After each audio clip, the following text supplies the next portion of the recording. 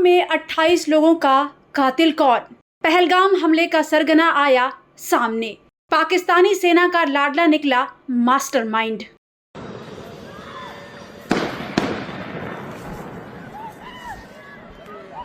यहाँ पर अटैक हुआ आतंकवादियों का, हम लोग बाल बाल बचे हैं, मगर परमात्मा रक्षा करेगा।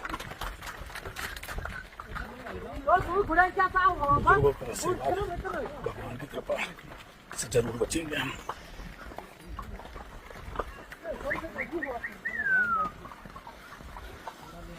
जो वीडियो आप देख रहे हैं इसमें खौफनाक साउंड कैद है। ये वही आवाज़ है जब जम्मू कश्मीर के पहलगाम शहर के निकट मिनी स्विट्जरलैंड के नाम से फेमस पर्यटन स्थल बैसरन में मंगलवार यानी कि 22 अप्रैल को आतंकवादियों ने हमला बोला, जिसके बाद वहां पर जितने भी टूरिस्ट थे सबके नाम पूछे गए और फिर गोलियों से उन्हें भून दिया गया। इस आतंकी हमले में अब तक 28 लोगों की मौत हुई है। मारे गए लोगों में ज़्यादातर पर्यटक थे। जिसके बाद इस हमले की जांच हुई तो इसका मास्टरमाइंड भी पाकिस्तान में मिला और फिर एक बार फिर से पूरी दुनिया के सामने पाकिस्तान का आतंकी चेहरा बेनकाब हो गया। पहलगाम आतंकी हमले की जिम्मेदारी लश्कर-ए-तैयबा के संगठन द रेजिस्टेंस फ्रंट ने ली है। हमले का मास्टरमाइंड आतंकी सैफुल्लाह खालिद है। सैफुल्लाह जम्मू कश्मीर में लश्कर और टीआरएफ की आतंकवादी गतिविधियों का मेन ऑपरेटर है। सैफुल्लाह खालिद को सैफुल्लाह कसूरी भी कहा जाता है। सैफुल्लाह लश्कर-ए-तैयबा का डिप्टी चीफ है और इंटरनेशनल आतंकी हाफिज सईद का बेहद करीबी माना जाता है। सैफुल्लाह लग्जरी कारों का शौकीन है। उसकी सुरक्षा भारत के प्रधानमंत्री से भी ज़्यादा है। वह कई लेयर की अत्याधुनिक हथियारों से लैस आतंकियों के घेरे में रहता है। पाकिस्तान में इसका रसूख इसी बात से समझा जा सकता है कि वहाँ की पाकिस्तानी सेना के अफसर भी इस पर फूलों की बारिश करते हैं। ये पाकिस्तानी सेना के जवानों को भड़काने का काम करता है। पहलगाम में आतंकी हमले को अंजाम देने से पहले कसूरी कहाँ गया था और उसने वहाँ पर क्या किया जिससे हमले की सुगबुगाहट तेज हुई थी। ताज़ा आतंकी हमले से 2 महीने पहले ही सैफुल्लाह खालिद पाकिस्तान के पंजाब में पाक सेना के जवानों को इंडिया के खिलाफ भड़काने के लिए गया था। यहाँ पर पाकिस्तानी सेना की एक बड़ी बटालियन रहती है। यहाँ पर सेना के एक कर्नल जाहिद जरीन खटक ने उसे जिहादी भाषण देने के लिए बुलाया था। सैफुल्लाह के वहाँ पहुँचते ही खुद कर्नल ने उस पर फूल बरसाए। इसके बाद इसने पाक सेना को भारत के खिलाफ जमकर भड़काया। इसने यहाँ तक कहा कि लोग भारतीय सैनिकों का जितना कत्ल करेंगे अल्लाह उन्हें उतना ही सवाब देगा, इसे चाहे जैसे अंजाम दिया जाए। ऐसा भी दावा किया जाता है कि अक्सर ही सैफुल्लाह पाकिस्तानी सेना के जवानों को भारत के खिलाफ उकसाता रहता है। रिपोर्ट्स की माने तो लश्कर-ए-तैयबा का डिप्टी चीफ सैफुल्लाह खालिद ही पहलगाम आतंकी हमले का मास्टरमाइंड है। कसूरी भारत के सबसे बड़े दुश्मन हाफिज सईद के साथ मिलकर इंडिया के लिए खूनी साजिशें रचता रहता है। कई बार इसका नाम भारत में बड़े आतंकी हमले में आ चुका है। इसके शौक देख पाकिस्तान की सरकार भी इसके सामने नतमस्तक रहती है। कसूरी का पाकिस्तान में इतना दबदबा है कि पाकिस्तान में वो वीआईपी की तरह घूमता है। पाकिस्तान की सेना को भड़काने के बाद कुछ इसी तरीके से पाकिस्तान के खैबर पख्तूनख्वा में आयोजित एक सभा में भी सैफुल्लाह ने भारत के खिलाफ जमकर जहर उगला था। इस दौरान सैफुल्लाह ने कहा था, मैं वादा करता हूं कि आज 2 फरवरी 2025 है। 2 फरवरी 2026 तक कश्मीर पर हमारा कब्जा रहेगा। आने वाले दिनों में हमारे मुजाहिदीन हमले तेज करेंगे। हमें उम्मीद है कि 2 फरवरी 2026 तक कश्मीर आज़ाद हो जाएगा। आपको बता दें कि इस सभा का आयोजन आईएसआई और पाक सेना ने मिलकर किया था। उसे सुनने के लिए बड़ी संख्या में हथियारबंद आतंकी शामिल हुए थे।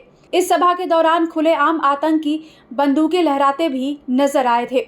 बीते दिनों एबटाबाद के जंगलों में भी लश्कर के पॉलिटिकल विंग पीएमएमएल और एसएमएल ने आतंकी कैंप आयोजित किया था। इस कैंप में सैफुल्लाह ने युवाओं को भारत के खिलाफ खूब भड़काया। उन्हें टारगेट किलिंग की ट्रेनिंग दी गई। उन्हें पाकिस्तान से बॉर्डर पार करके भारत में घुसपैठ करने को उकसाया गया। आपको बता दें कि कश्मीर में आर्टिकल 370 हटने के बाद आईएसआई ने टीआरएफ बनाया। टीआरएफ लश्कर के फंडिंग चैनलों से चलता है। खुफिया एजेंसी रॉ और भारतीय सेना की खुफिया एजेंसियों के अनुसार सैफुल्लाह खालिद न केवल पाकिस्तानी सेना का खास आदमी है, बल्कि भारत के दुश्मन नंबर 1 हाफिज सईद का भी दाहिना हाथ है। हाफिज सईद और सैफुल्लाह खालिद की दोस्ती बेहद गहरी है। पहलगाम में हुए हमले के पहले से ही सैफुल्लाह खालिद भारतीय एजेंसियों की नज़रों में आया हुआ है। इससे पहले वो कश्मीर घाटी में कई आतंकवादी गतिविधियों को अंजाम दिलवाता रहा है।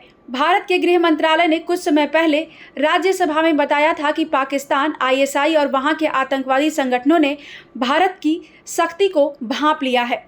इसलिए उन्होंने मिलकर अपनी खाल बचाने के लिए द रेजिस्टेंस फ्रंट यानी TRF को तैयार किया है।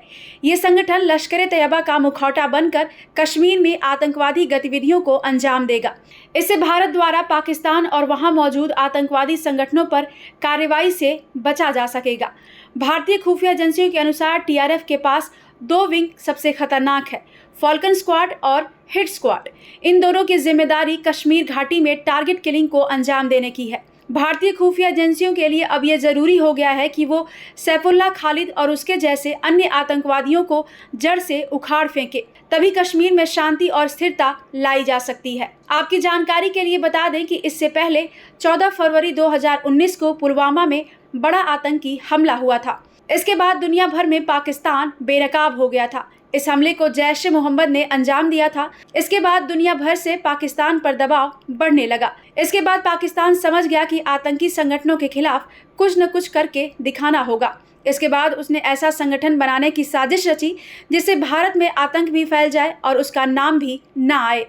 तब जाकर ISI और पाकिस्तानी सेना ने लश्कर-ए-तैयबा के साथ मिलकर द रेजिस्टेंस फ्रंट यानी TRF बनाया। साल 2022 की अपनी वार्षिक रिपोर्ट में जम्मू कश्मीर पुलिस ने भी कहा था कि कश्मीर में सुरक्षा बलों द्वारा 90 से ज़्यादा ऑपरेशनों में 42 विदेशी नागरिकों सहित 172 आतंकवादी मारे गए हैं। घाटी में मारे गए आतंकवादियों में से ज़्यादातर आतंकी TRF यानी कि लश्कर-ए-तैयबा के थे। इसके साथ ही आतंकवादी समूहों में शामिल होने वाले 100 लोगों में से 74 TRF द्वारा भर्ती किए गए थे, जो पाकिस्तान समर्थित आतंकवादी समूह से बढ़ते खतरे को दर्शाता है। TRF का नाम पहली बार साल 2020 में कुलगाम में हुए हत्याकांड के बाद सामने आया था। अब पहलगाम में हुए इस अटैक के बाद TRF एक बार फिर से खुलकर सामने आ गया है। इस हमले के बाद प्रधानमंत्री नरेंद्र मोदी ने केंद्रीय गृह मंत्री अमित शाह से फोन पर बातचीत की है। उन्होंने उचित कदम उठाने का निर्देश दिया है, जिसके बाद गृह मंत्री ने आपात बैठक बुलाई है और इस वक्त अमित शाह श्रीनगर पहुंच चुके हैं। Bureau report, prime news.